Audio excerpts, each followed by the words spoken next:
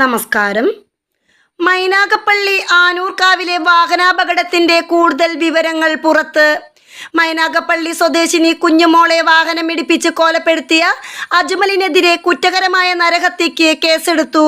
അജ്മലും ഒപ്പമുണ്ടായിരുന്ന യുവ ഡോക്ടർ ശ്രീകുട്ടിയും മദ്യപിച്ചിരുന്നതായാണ് വൈദ്യപരിശോധനാ ഫലം.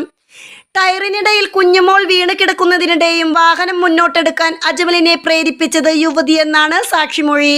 ഈ സാഹചര്യത്തിൽ ഒപ്പമുണ്ടായിരുന്ന യുവ ഡോക്ടറായ യുവതിയെയും പ്രതി ചേർക്കും.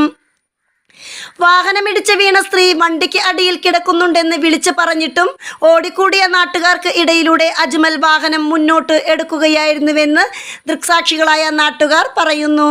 കുതിച്ചു പാഞ്ഞ വാഹനം 300 മീറ്റർ അകലെ വെച്ച് മറ്റൊരു വാഹനത്തെ ഇടിക്കാൻ ശ്രമിച്ചു.